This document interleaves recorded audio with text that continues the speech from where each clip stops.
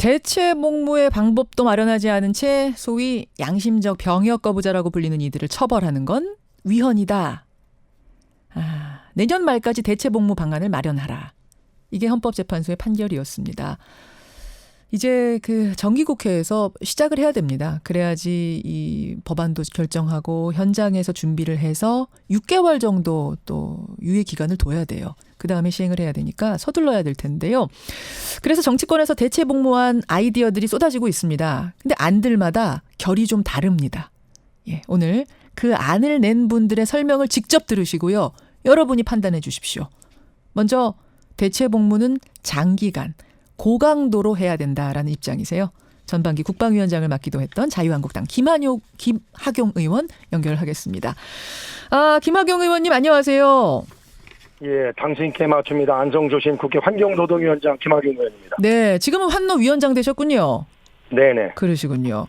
아니 일단 그 국방부, 병무청, 법무부에서 대체복무제 실무추진단이라는 걸 만들었어요. 여기서 네네네. 이제 지난주에 입장을 먼저 내놨는데 이걸 보니까 네. 합숙을 기본으로 한다. 네네. 대체복무 기간은 36개월로 한다. 네. 근무지는 교도소나 소방서로 한다. 네네. 요 정도 안을 국회에 제안했더군요. 어떻게 네네네. 보십니까?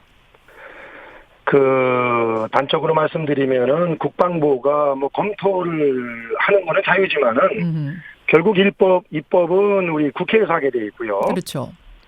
그리고 지금 현재 국방부의 안은 소위 국민 눈높이에 맞지 않다.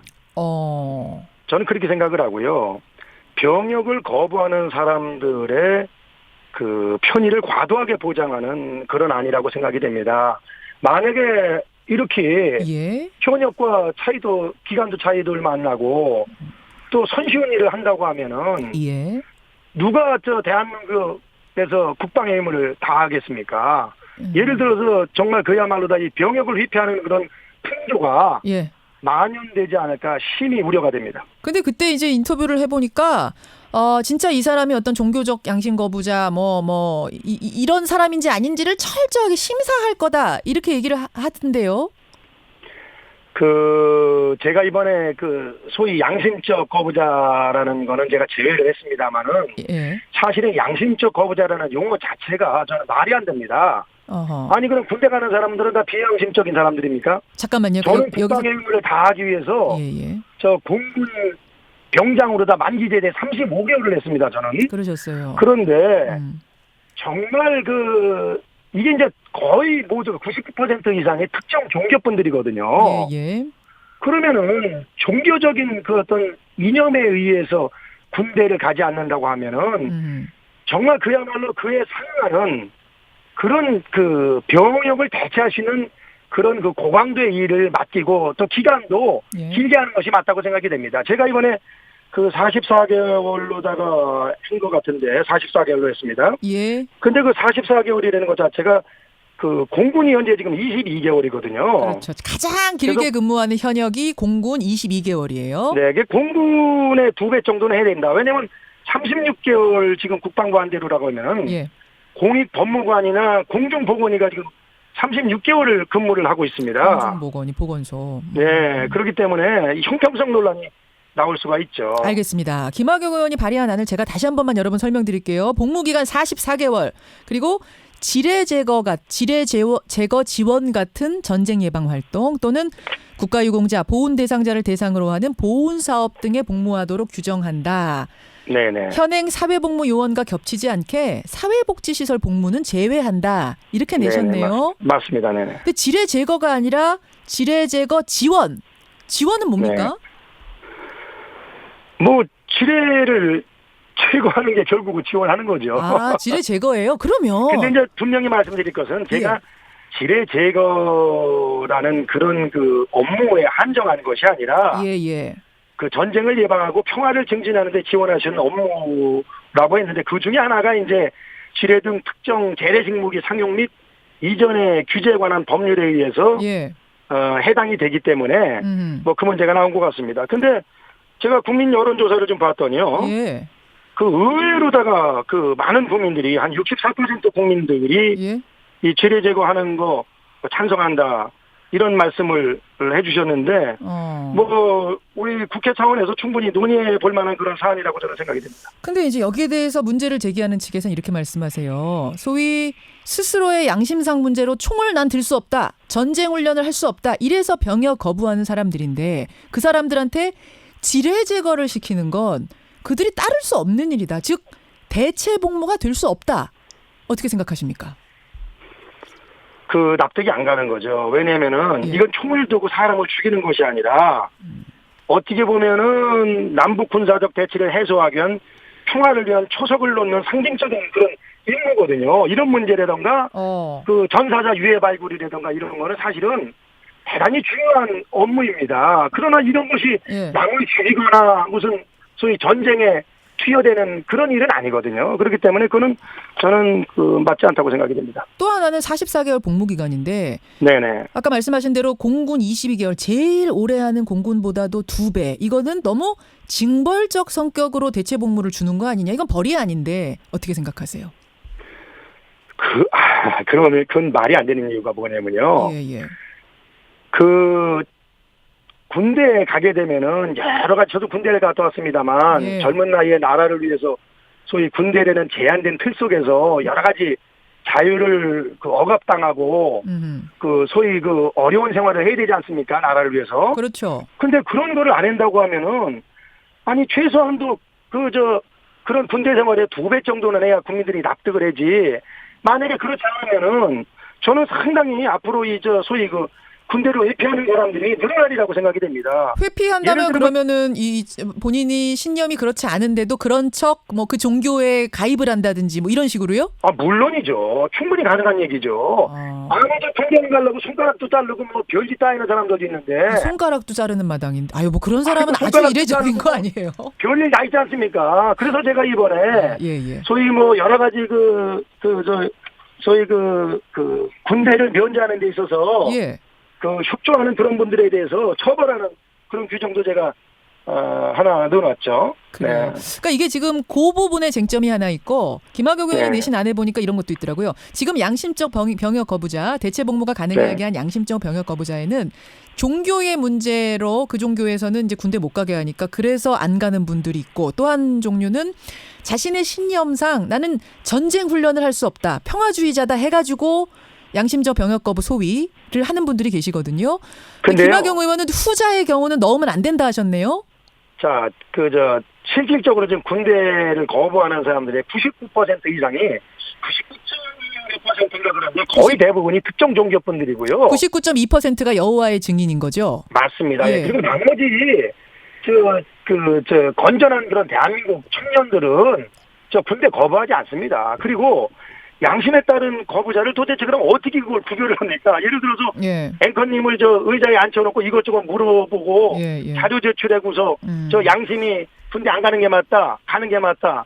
이거 판정할 수 있겠습니까? 그리고 그 결과에 소위 부모나 이런 사람들이 부모 입장에서 보면은 결과에 수긍할 수 있겠습니까? 그래서 저는 소위 개인의 양심을 법 테두리 안에 담아서 심사하고 판정하는 거는 어불성설이라고 생각합니다. 아예 심사 자체가 불가능할 거다라는 말씀. 그래서 아예 그쪽 부분은 제외시키고 종교로만 걸리는 사람만 대체 복무에 넣자. 실질적으로 지금 아까 말씀드린 것처럼 2% 이상이 특정 종교분들입니다. 여기까지 말씀 듣겠습니다. 고맙습니다. 네, 고맙습니다. 자유한국당 김학용 의원 입장 먼저 들어봤습니다. 이분도 이렇게 대체복무 법안을 내신 분이고요. 또 다른 법안을 낸 분도 계세요. 더불어민주당 박주민 의원 연결을 하죠. 박 의원님 나와 계세요. 안녕하십니까. 박주민 의원 법안은 어떤 내용입니까? 저는 이제 대체복무를 설계함에 있어서 합숙을 원칙으로 하고 일단 합숙은 다 똑같네요. 합숙은. 그다음 기간은 현역복무 기간의 1.5배. 그다음에 이제 업무를 완전히 특정하진 않았지만 사회복지 관련 업무나 공익 관련 업무를 예시로 들고 있는 그런 내용으로 법안을 발의했습니다. 현역의 1.5배면은 그러면 30개월 정도 생각하시는 거예요? 33개월 이렇게? 그 정도 될 것 같습니다. 사회복지 관련된 업무라 하면 어떤 겁니까? 24시간 간호간병이 필요한 그런 영역이라든지요. 또는 뭐 그 이동이나 또는 움직임이 불편하신 분들을 도와준다든지요. 예. 이런 것들도 포함될 수 있을 것 같고요. 공익 관련 업무에서는 뭐 재해재난에 대한 예방이라든지 예. 또는 재해재난 발생 시 안전 업무라든지 예. 이런 것들을 상정하고 있습니다. 근데 이제 앞서 들으셨겠지만 형평성 측면에서 현역보다 훨씬 더 강한 부담을 지우는 게 맞다. 이른바 양심적 병역 거부자라는 이유만으로 편안한 근무가 가능하다면 이거는 오히려 역차별이다라는 주장 어떻게 생각하세요? 뭐 현역 복무와의 형평성은 있어야 됩니다. 있어야 되기 때문에 저도 이제 기간을 1.5배로 한 거고요. 예. 그런데 이제 아까 앵커님도 말씀하셨다시피 이게 징벌로 흘러가면은 사실 대체 복무라고 부르기가 어렵게 되는 것이죠. 물론 제 얘기는 아니고 전 이제 반론을 전한 겁니다. 예. 네네네. 그래서 형평성은 갖추되 징벌적인 형태까지로 가서는 안 된다라는 어떤 기준과 선을 지켜야 되겠죠. 근데 김학용 의원도 44개월을 징벌이라고 하신 건 아니에요. 44개월은 징벌이 아니라 그 정도는 해야 현역들이 수긍할 거다 이러시는 거예요. 네. 제가 이제 1.5배로 기간을 설정한 이유는 예. 외국의 이제 여러 인권 기구들에서 제안했던 내용과 그다음에 해외 입법 예를 참고한 거예요. 아시다시피 이제 2008년도에 유럽 평의회 같은 경우에는 대체 복무제가 군복무 기간에 1.5배를 초과해서는 안 된다라는 권고를 낸 바도 있고요. 예. 또 프랑스가 2배의 기간을 선정한 것에 대해서 유럽 평의회의 베니스 위원회 같은 경우에는 징벌적 성격을 띠었다라고 판단한 바도 있습니다. 2배가 되면 그때부터는 징벌이다. 네. 그리고 그런 기준이 있었기 때문에 뭐 스위스 같은 경우 1.5배, 뭐 독일하고 노르웨이는 현역 복무 기간하고 동일하게, 오스트리아도 역시 1.5배, 뭐 그리스 같은 나라는 뭐 2배이긴 합니다. 그래서 대충 1.5배에서 2배 사이에서 결정되는 경향을 보이고 있거든요. 근데 지금 그런 부분을 말씀드리는 겁니다. 예. 그 업무의 내용도 아까 김학용 의원은 사회복지 관련 업무는 제외해야 된다 그러셨는데 지금 박주민 의원 안에는 사회복지 관련 업무를 시키자 이것도 전혀 다른 얘기네요. 이번에 이제 헌법재판소가 대체복무제를 마련해야 된다고 결정을 했지 않습니까? 예. 그 결정문의 내용에 보면은 복무 업무로 예상되거나 또는 적합하다고 판단되는 업무들이 열거가 돼 있어요. 거기 보면 이제 사회복지라든지 공익 관련된 업무들로 되어 있죠. 그리고 이미 이제 유엔 같은 인권기구에서도 이 대체복무제가 민간 영역에서 형성될 필요가 있다라는 권고를 수차례 한 바가 있습니다. 알겠습니다. 지금 청취자 허재호님, 8083님 등은 어떤 질문을 주셨냐면 근데 우리나라는 세계 유일한 분단 국가 아닙니까? 유럽의 경우와는 좀 다른 거 아닌가요? 어떻게 생각하십니까? 뭐 대만이 양심적 병역 거부자를 위한 대체복무제를 도입했을 때도 중국과 긴장하고 있었던 상황이었고요. 독일이라든지 독일도 역시 동소독이 분단되어 있을 때 만들어졌습니다. 그리고 영국하고 프랑스가 대체복무제를 도입했을 때도요. 영국 같은 경우에는 전쟁 중에 도입을 했고 프랑스는 알제리 전쟁 직후에 도입을 했습니다. 그래서 군사적 긴장이 높을수록 오히려 이제 양심적 병역 거부자들을 위한 대체복무제를 사회가 좀 더 진지하게 고민했었던 역사적인 사례들이 있습니다. 그 양심적 병역 거부자, 그러니까 대체 복무를 할 수 있게 하는 양심적 병역 거부자의 범위를 어디까지 할 것인가의 문제에 있어서도 김학용 의원은 종교 말고 그냥 나는 내 철학에 의해 내 소신에 의해서 총을 못 들겠다 하는 사람들은 여기서 빼야 된다 이렇게 말씀하세요. 이건 어떻게 보세요? 뭐 이미 이제 헌법에서 얘기하는 양심의 자유라는 부분에 종교적인 어떤 신념뿐만 아니라 개인적으로 형성된 철학적인 믿음이라든지 여러 신념과 사상이 다 포함되거든요. 이번 헌재 판결안엔 이미 넓은 의미로 포함이 된다? 예, 뿐만 아니라 헌법 19조의 양심의 자유라고 하는 그 양심이 이제 바른 마음이라는 뜻이 아니라요. 내면에 형성된 어떤 신념이라는 의미인데 그 신념을 구성하는 데는 뭐 종교적인 것도 있지만 사상적인 것도 있고 철학적인 것도 다 포함되어 있습니다.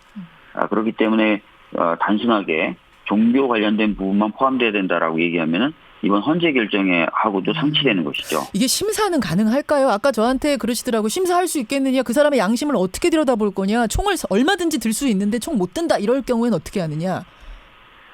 헌재도 사실은 이제 그것이 걱정이 돼서 지금까지 이제 양심적 병역 거부자를 위한 대체복무제를 도입해야 된다는 결정에 주저했었던 것인데요. 최종적으로 이번에 양심적 병역 거부자를 위한 대체복무제를 도입해야 된다고 판단했던 이유 중에 하나가 다른 나라들의 사례를 보면은 그 대체복무제도에 대한 설계와 또 심사 기구를 둠으로써 충분히 그런 어떤 우려들이 잠재워지더라라는 것들을 본 것이죠. 심사의 방법이 있더라. 네, 뭐 그리스, 스위스 아까 말씀드렸던 대만, 독일 이런 양심적 병역 거부자를 위한 대체복무제를 시행하는 나라들은 다 심사 기구를 두고 있고 심사 제도를 운영하고 있습니다. 그러니까 저는 이제 심사 기구가 있느냐 없느냐의 문제를 여쭙는 게 아니라 심사 방법이 뭐예요? 뭐 서류도 받고 진술도 듣고 또 주변인들에 대한 의견도 청취하고 현지에 나가서 조사도 하고 이런 방법들을 쓰게 됩니다. 현지 조사. 많은 분들이 심사가 안 될 거라고 걱정도 하시고 그래서 남용될 거라고 하시는데요. 대만의 경우에는 양심적 병역 거부를 처음에 도입했을 때 바로 그런 우려 때문에 쿼터제를 둡니다. 그러니까 1년에 딱 몇 명까지만 이 제도를 이용할 수 있다라고 하는 거죠. 그런데 한 번도 그 쿼터를 채운 적이 없습니다. 알겠습니다. 많은 사람들이 거짓말이라도 해서 그렇게 할 것이다라고 생각하지만 실제로 해보면은 나 양심적 병역 거부자요라고 하면서 빠지는 사람이 그렇게 많지 않다. 그 이유는 사회에 나가서 뭔가 불이익이 있고 뭐 이런 게 있기 때문에 그럴까요? 현재도 우리나라는요. 4주간 집총만 하면은 민간 영역에서 대체복무할 수 있는 제도가 굉장히 많고요. 대략 8만 명 가까운 분들이 그런 식으로 근무를 하시고 있습니다. 자, 알겠습니다. 여러분은 어떻게 생각하십니까? 그런 부분도 이미 있기 때문에 그런 부분까지도 같이 고민해 주셔야 됩니다. 이제 9월 정기국회부터 여러분 논의가 시작이 됩니다. 빨리 정해야 이게 현장에서 준비를 하기 때문에 서둘러야 될 것 같습니다. 우리도 의견을 부지런히 모아야겠습니다. 박주민 의원님 고맙습니다. 네, 감사합니다. 더불어민주당 박주민 의원까지 만났습니다.